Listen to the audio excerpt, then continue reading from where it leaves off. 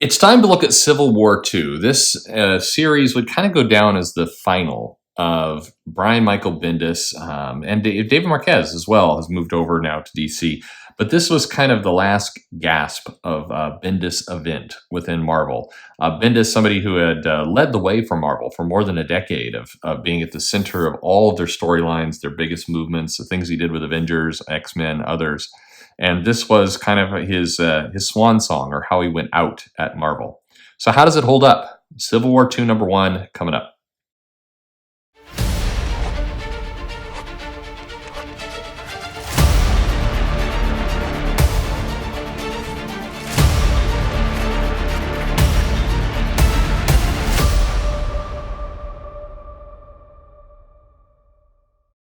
Hey there, this is Perch. Looking at Civil War II, this was the Iron Man, not Miss Marvel, Captain Marvel. And this was, in all cases, an awkward, weird moment in Marvel history. And what I mean by that is you had a number of different factors going on. First off, Marvel was starting to push Captain Marvel as being the most popular superhero in the world. And this was something they were doing as a storyline, kind of as a way to also tell the fans the same. I mean, the line kind of blurred between, is this a storyline of Captain Marvel's most popular superhero, or is this kind of how Marvel really wants the fans to behave? The answer was kind of both, but neither came to pass. It was also a world where the X-Men were still kind of in the outs. They were deprioritized due to the battle with Fox. The acquisition had not occurred yet. But there were rumblings that it was about to. So the X-Men, there were some signs on the horizon the X-Men might come into more prominence. And you also had the Inhumans at the time being built up as the big thing. And this was kind of at the end of that arc. The Inhumans were not sticking and not succeeding as an initiative for Marvel. And so you had kind of this last gasp of pushing them forward. And then you had just kind of a bunch of awkward moments. You had the Falcon was a Cap at the time, Captain America. You had Captain America himself was an evil sleeper agent from Hydra. You had Spider-Man, who was going from tech billionaire into plagiarist was going on. And you had Iron Man. You had a lot of different pieces. And then to top it all off, you have Brian Michael Bendis, who is has had some health issues, and he's about to exit from Marvel. Although people don't necessarily know that yet. And that was going to be awkward. So all in all, we also had kind of rebirth starting to come on the horizon. It was a weird time in comics. And a Civil War, of course, was one of Marvel's most celebrated events. It was one that, by celebrated, I mean for profits. It was kind of the event that really got a lot of things moving from Marvel. We had Civil War coming in the theaters, so people were going to see that, and this was, kind of seen as a attempt to get back to that, but weird, but just awkward and weird. So Civil War II comes out, and it's based on kind of a simple premise, which is we open with an Inhuman. And the Inhuman is kind of losing his mind. He's struggling because he's able to see the future. He's able to see things that are going to go wrong. And he's greeted by the larger Inhumans clan. And if you look at this, it's just right away we see how awkward and goofy the world has been, because we've got the Beast and we've got Johnny Storm as part of the Inhumans. Medusa's leading it. Black Bolt's nowhere to be found. He's off in space jail somewhere.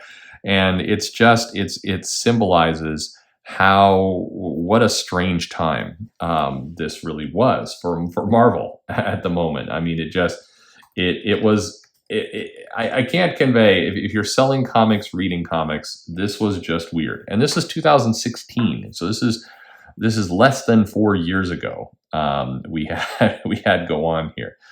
So a 9-issue series. So anyway, we get into it, and basically we flip right into an event going on in Manhattan. Very much a Bendis kind of event where the heroes are getting beat up. Things are crazy. They're having some fun old jabs at each other, and they've got that cool hip talk where there's some big event threat, and it's basically some kind of crazy celestial has appeared in Manhattan, and the heroes have to go attack it. And so we've got kind of the Avengers at the time, which has got Nova and Miss Marvel and Miles Morales, Spider-Man, Iron Man, Captain America, Sam Wilson. And they're going at it with Thor, and this was when Jane Foster was Thor. It's striking. You get this big splash image, which is very, David Marquez does great stuff, but it's just striking how amazingly weird it was in 2016 with all these different things going on at once. You have, Beard Colossus, and you have Old Man Logan. You have, you just have a lot of this is a strange group of heroes that is going to the table. So they're able to basically, with the help of the Sorcerer's team, beat back the celestial threat, and that's great. They stop it. They are happy, and they're going to have a big old party at Avengers Mansion. And so we get to Stark Tower. The day after, Tony's on the table, and everybody's drinking, and they're happy. And we're getting lots and lots and lots and lots of word bubbles around, snark. Lots of snark. Everybody is snarking. Captain Marvel and She-Hulk, and there's Dazzler with her punk hair. Just every panel is just a strange moment of it is striking, actually, just going back through that, and you think this was 3.5 years ago. Wow. So anyway, for whatever reason, they're saying, hey, how did we know that this big threat was going to come about? And Tony's like, I was literally going to ask the same question. Medusa's like, we should tell them about our secret little dude who can tell the future. They take them for whatever reason into what looks like a pantry. I don't know why all the heroes have to assemble in a pantry. I mean, they're having a party at the top floor of Stark Tower. They decide to go into a pantry to reveal Ulysses. And Ulysses is the guy, and he is a huge fan. There's no Lois Lane around here, but still he's a huge fan of people. And they basically go into, hey, I got the Terrigen Mist, young Jean Grey. That's another reminder that how things were weird in 2016. She's like, they go into, your mind is weird. This is strange. And with Bendis comics, you always have this, oh, wow, this is not something I expected. This is totally weird. This is strange. And then the argument starts in. And the argument here is that Tony's like, hey, maybe this is a bad thing. We have an Inhuman who's never met, and he's telling the future, and we all jumped into action around a villain. Maybe this isn't such a good idea. Carol's like, well, it was a good idea yesterday. And then they start, having a little morality debate. But it's very ham-fisted is almost too kind a word. It's very much they meet this guy in the pantry, and then they start immediately going into, well, we can't, if we predict the future, that's bad. No, it's not. And then off we go. And that's kind of the plot.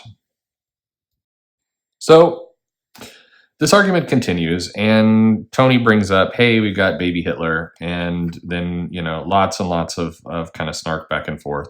Tony and Carol kind of get nose to nose really close, and they're, he's basically saying this step is bad, and she's like, no, it's not. And you're a futurist, and I am, but you got to respect the future. And, he's arrogant. It's what's interesting about the way this is all portrayed is that Tony is being kind of dickish. I mean, the goal of Bendis here was that, Carol is the good guy. That is how it reads. Now, people at the time, and even today, I think would say, no, we're trying to present both sides of the argument. This is always what I think comic creators and writers do. They're like, no, you're seeing this with Outlawed coming up. It's like, we need to provide a compelling case to both sides. We're not kind of baiting at one or the other. But if you read this and you see the art and you see this and you see little lines like, I am stunned by that man. Again, thank you for your service, Inhumans. We won't forget it. You just get you can tell which way the writer wants you to nudge. They're not doing as good a job of presenting a down the middle case as you would think. Anyway, and all this is ironic anyway, because back in the 90s, Tony had this team called, I think, Force Works, and it was all about predicting the future and stopping crime before it happened. So whatever, we don't read comics that are more than 10 years old, so whatever's.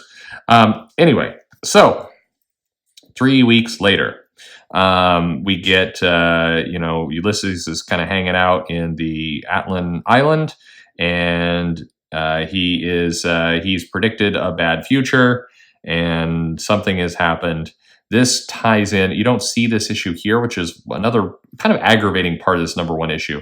There was a Free Comics Day issue that was kind of a Civil War 2.0, which had the fight between Carol and all these people in Thanos, which wound up killing Rodney. Don't worry, he was resurrected a year and a half later, and put She-Hulk in a coma that led us to this crazy Hulkish She-Hulk that we've got now.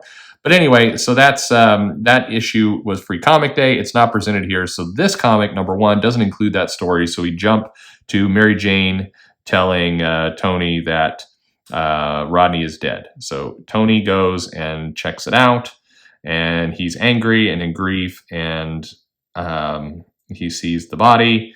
He goes and he yells at America Chavez, and then the mission went foobar. He goes in. Carol is all beat up with She-Hulk, who's in like a coma, and they're going over how did this happen? It was Thanos. What happened? Did he attack you? No. And it kind of gives a one-page flashback to that moment where, we knew where he was going to be.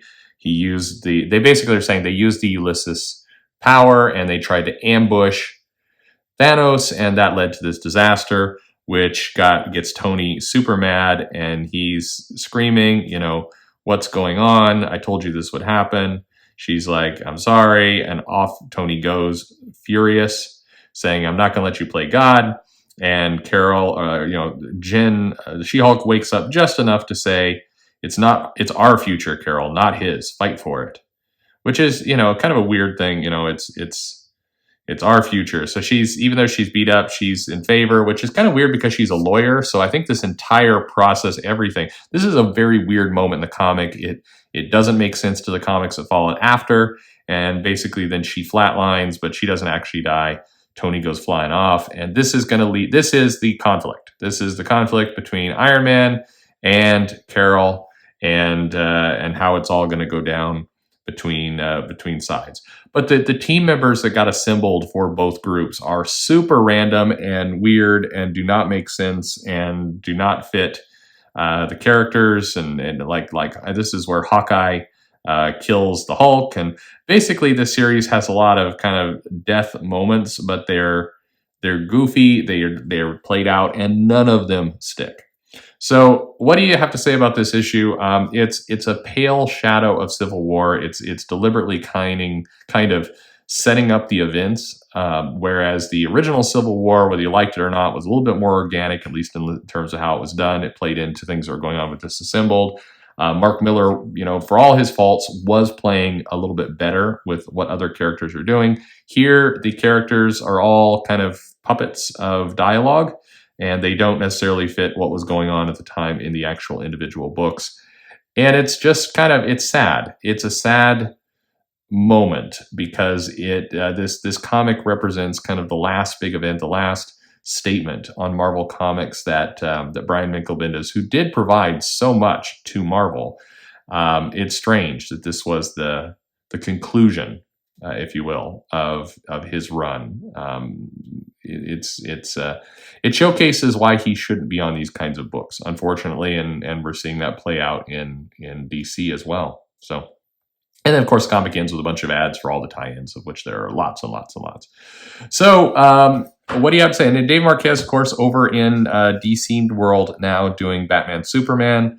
And so this comic is, like I said, less than 4 years old and a fascinating little time capsule for where Marvel has gone and what they have done and kind of their choices that they've made as a company. Interesting dynamic that this was going on. Right about the same time that Rebirth was happening and the new Batman was getting launched and Justice League and everything else. It's amazing to see all this stuff go down. Something incredible. Right there, you heard that big bang. That was a tree branch falling on the roof of my office. Didn't do no damage at all, but Jesus, sounded like an explosion was going. This is the most action. I've done videos now where cars have crashed into things. I've had rain, I've had storms, and now a tree falling in the house. So how about that, folks? That's I bring the first. Send your super chats here. Oh wait, shoot. Anyway, it's amazing to see all this stuff go down. There's my review. What do you think? Did you enjoy this series when all was said and done? Was it? How do you feel about it? You got a lot of feels here of the characters and the universe and what all was happening with everybody and the artist and the writer and just a lot of things. I was going back through this. I was struck by how many things are shown here that are very just as a $5.99 issue. Tons of variant covers, a state of the universe with the Inhumans and the writer and the art. There's a lot to unpack here of what this comic represented and what it did. So interested to hear your thoughts. Leave in the comments below. Like, subscribe. What does this comic mean for Marvel? How does this show how Marvel was thinking about its line and its fans and its comics and everything else? Just amazing stuff, actually, to go back and look at this. I hope you enjoyed it like I did. It's always interesting to kind of relook at some of this material. Like, subscribe, like I said. Follow me on Twitter at Comic Perch. And most importantly, thanks for listening.